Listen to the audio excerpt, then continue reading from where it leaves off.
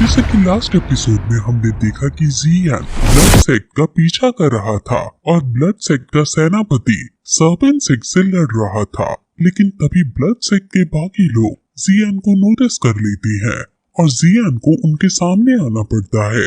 Blood sect का young patriarch कहता है कि मुझे पता है कि तुम मैप के इस टुकड़े के पीछे हो, लो और इसे ले लो, लेकिन तुम्हें मुझे पहले इसका सीक्रेट बताना पड़ेगा कि आखिर ये मैप का टुकड़ा किस चीज का है। जियान उसे बताने से मना कर देता है, जिस पर जब उसको गुस्सा आ जाता है तो वो सैनिकों से इस पर हमला करवा देता है। सभी सैनिक जियान पर हमला कर देते हैं, लेकिन जियान उन सभी को अकेला ही संभाल लेता है। अब चीफ फिर खुद आगे आता है।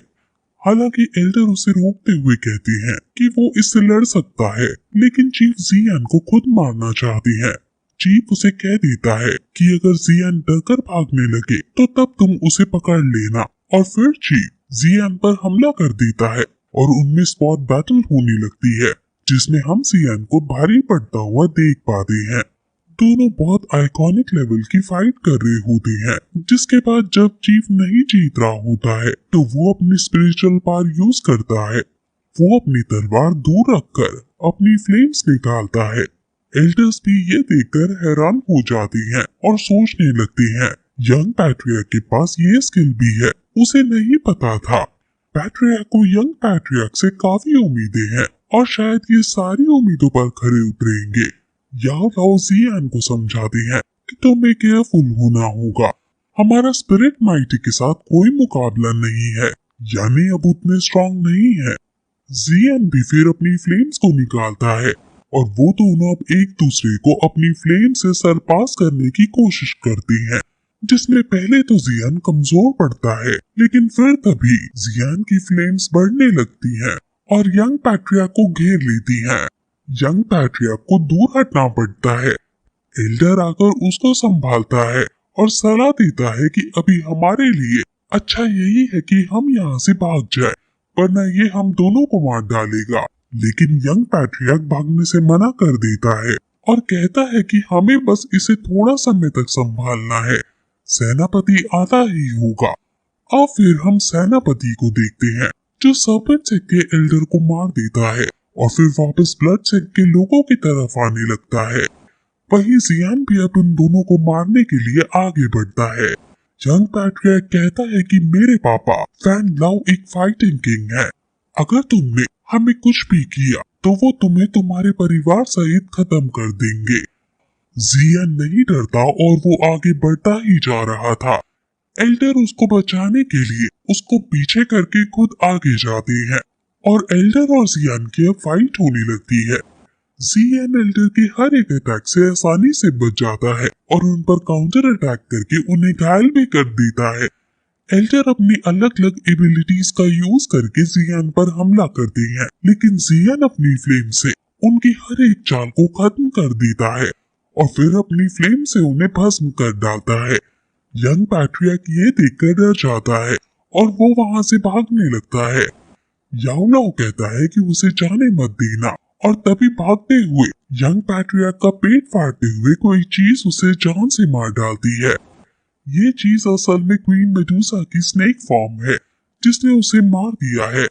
और फिर तभी याओ लाओ को सेनापति के आने की अनुभूति होती है, इसलिए वो जियान को तुरंत वहां से दूर जाने को कहता है। जियान विंग्स निकालकर फुल स्पीड में सारा ट्रेजर लेकर वहां से भाग जाता है। अब वहां सेनापति आता है, जो पहले तो ब्लैक स्कल टॉम के लोगों को मरा देखता है और फिर अपने ही सैनिकों को मरा देखता है। वो कुछ समझ नहीं पा रहा था, लेकिन तभी उसे यंग पैट्रियार्क भी मरा हुआ दिखता है और उसको देखकर वो काफी रोता है और अपनी पास का यूज करके पता लगा लेता है कि यहाँ क्या क्या हुआ था और इसे किसने मारा है। वो कहता है कि तुम कोई भी हो, मैं अब तुम्हें नहीं छोड़ूंगा। वहीं जियान अब बहुत दूर आ चुका है और अब ये लोग उस शहर से निकल चुके हैं। जियान को वही एक गुफा दिखती है और वो आज रात इस गुफा में व्यतीत करने का डिसाइड करता है। जियान अब उस मैप के टुकड़े को पुराने 2 टुकड़ों के साथ मिलाता है। ये टुकड़े उसने 3 साल से रख रखे थे। अब मॉन्स्टर फायर तक पहुंचने के लिए उसे सिर्फ एक टुकड़ा चाहिए। जियान अब ये नानयांग पिल निकालता है। याओ लाओ जियान को इसे खाने को कहता है क्योंकि जियान का इसे अपने पास रखना सेफ नहीं है।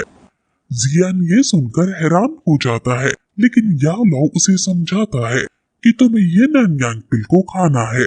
जियान कहता है कि लेकिन मैं इसे ऐसे ही साबुत कैसे खा सकता हूँ, इसको लेने की पूरी एक प्रोसीजर है। लेकिन याओ लाओ कहता है कि ये ऐसे भी असर करेगी, तुम सिर्फ इसे खाओ।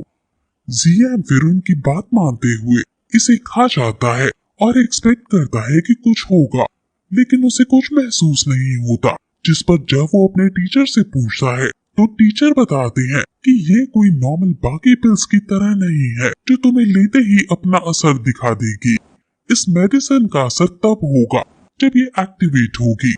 बॉडी के अंदर पूरी तरह से एक्टिवेट करने के लिए नेचर का सहारा लेना होगा। नेचर इनके अनएक्सपेक्टेड बेनिफिट्स को अनलॉक कर सकती है, लेकिन क्योंकि तुमने अभी सिर्फ एक ही शॉट मिला है, जब ये एक्टिवेट होगी तो काफी दर्द होगा जिसे हर कोई नहीं सह सकता है। इसमें जान जाने का भी रिस्क है, लेकिन तुम्हारे साथ क्योंकि मैं हूँ इसलिए ज्यादा चिंता करने वाली बात नहीं है। ये दर्द बड़े बड़े लोग भी नहीं सह पाते हैं। जियन कहता है कि लगता है आप बहुत बड़े बड़े लोगों से पहले मिल चुके हो जो आपको ये सब पता है। याओलाओ कहता है कि मेरे बारे में तुम मत जानो, अभी मेरे बारे में जानना तुम्हारे लिए हानिकारक हो सकता है। जियन पूछता है कि तो ये पोशन अभी मेरे ऊपर मतलब कुछ वर्क नहीं करेगा। याओलाओ कहता है कि ऐसा नहीं है। ज़्वानलोंगडैन ड्रैगन मैजिक बॉक्स रिफाइनिंग की 6th ऑर्डर की पिल है। अगर थोड़ा थोड़ा तुम इसे एब्जॉर्ब करते रहे तो कुछ पार्ट्स मिलती रहेंगी। उनमें से कुछ का यूज करके तुम बहुत बड़ी साउंड वेव क्रिएट कर सकते हो। वो साउंड वेव इतनी स्ट्रॉन्ग होगी कि तुम कई सारे दुश्मनों को एक साथ घायल कर सकते हो। अब जियन उनके बताए गए तरीके को सीखकर मेडिटेट करने बैठ जाता है और अपनी इस एबिलिटी पर वर्क करने लगता है। और फिर तभी थोड़ी देर बाद उसके अंदर से एक स्पिरिट ड्रैगन निकलता है जो इतनी ज्यादा साउंड वेव निकालता है कि आसपास की पूरी गुफा ही हिल जाती है। आसपास के जंगल तक इसका असर जाता है, लेकिन इसके बाद जियन बहुत ज्यादा घायल हो जाता है और हांफने लगता है। याओलाओ उसे संभालता है और कहता है कि तुमने इस एबिलिटी को प्राप्त कर लिया है, लेकिन अभी के लिए तुम्हारा इसको यूज करना तुम्हारे थ्रोट के लिए हानिकारक हो सकता है। इसको तुम्हें साउंड फाइटिंग के साथ यूज करना है। जियन उनके पास जाता है और कहता है कि आप ये नन्या ज़्वानलोंगडैन के साथ काफी फेमिलियर है। आपको पता है कि कैसे ड्रैगन कॉन्वेनेंट को बाहर निकालने के लिए फोर्स करे। ये जो एबिलिटी उसने प्राप्त की है इसका नाम ड्रैगन कॉन्वेनेंट है। जियान फिर कुछ सोचने पर समझ जाता है कि टीचर ने ही इसको क्रिएट किया है। वो लोग सुबह फिर बाहर जाते हैं और टीचर कहते हैं कि ये नन्या ज़्वानलोंगडैन मैंने ही क्रिएट किया है। मेनलैंड के अंदर केवल 2 ही लोग ऐसे हैं जो इसे क्रिएट कर सकते हैं, एक मैं और दूसरा मेरा पुराना स्टूडेंट। जब वो छोटा था तब उसने अपने माँ बाप को खो दिया था, तो मैंने उसे अपने यहाँ पाला और उसे बड़ा किया। वो मेरा सबसे स्ट्रॉन्ग डिसाइपल बना और मैंने उसे काफी कुछ एबिलिटीज और स्किल्स सिखाए। वो मेनलैंड का बेस्ट मेडिसिन प्यूरिफायर बन गया, लेकिन एट लास्ट उसने धोखा देने का डिसाइड किया। अब जो मैं अपनी स्पिरिट फॉर्म में हूँ वो उसी की वजह से हूँ। जियान को ये सुनकर गुस्सा आ जाता है। याओलाओ कहता है कि ये अच्छा हुआ कि तुम मुझे मिल गए। जियान कहता है कि हमें ब्लैक सील सिटी अभी नहीं छोड़ना चाहिए था, वो हमें वहीं मिल सकता था, क्योंकि क्या पता वो ही ये पिल डिस्ट्रीब्यूट कर रहा हो। याओलाओ कहता है कि अगर वो हमें मिल भी जाता तो तुम्हारे पास इतनी स्ट्रेंथ नहीं है कि तुम उसे हरा सको, इसलिए उससे हमें तभी भिड़ना चाहिए जब हम उतने स्ट्रॉन्ग हो जाएं। हालांकि याओलाओ जियान की बॉडी को यूज करके उससे लड़ सकते हैं, लेकिन यहाँ पास में ही सोल टेम्पल है, जिस वजह से याओलाओ ऐसा नहीं करेंगे। अब जियान अपने टीचर के पास आता है और उन्हें यकीन दिलाता है कि एक दिन वो जरूर उनके पुराने डिसाइपल को सरपास करेगा। टीचर जब देखते हैं कि माहौल बहुत गर्म हो रहा है तो वो हंसने लगते हैं और कहते हैं कि मुझे तुम पर गर्व है। अब जियान फिर केनान कॉलेज आने का डिसाइड करता है, लेकिन वो कॉलेज इतना एडवांस था कि वो हर तरह की चीटिंग को रोक लेता है। यानी अगर कॉलेज के अंदर जियान याओ लाओ को अपनी रिंग में रखकर कंपटीशन में भाग लेगा तो वो समझ जाएंगे, इसलिए याओ लाओ को उस समय जियान से दूर ही रहना होगा। अब वो फिर तुरंत कैनन कॉलेज के लिए निकल पड़ते हैं और कुछ समय में ही कैनन कॉलेज पहुंच जाते हैं। ये पीस टाउन है और जियान अब एंट्री लेता है और एंट्री गेट पर सैनिक यहाँ सभी लोगों को एक पिल खाने को दे रहे थे और कह रहे थे कि अगर तुमने किसी को अंदर जान से मारा तो ये पिल हमें बता देगी। कैनन कॉलेज के गेट पर काफी सारी मिस्टीरियस चीजें थी।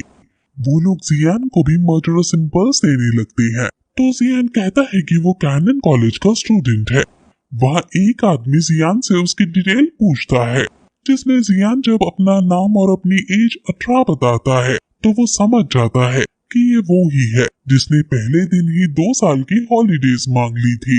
वो फिर जियान को कैनन कॉलेज तक जाने वाली गाड़ी में बैठा देता है और कहता है कि कल वहाँ एनुअल टूर्नामेंट है और अच्छा है कि तुम एक दिन पहले ही आ गए। जियान उड़ने वाली गाड़ी में बैठकर कैनन कॉलेज की तरफ निकल जाता है। कैनन कॉलेज के अंदर टूर्नामेंट स्टार्ट हो चुका था और जी जूनियर सभी को हराते हुए आगे बढ़ रही थी।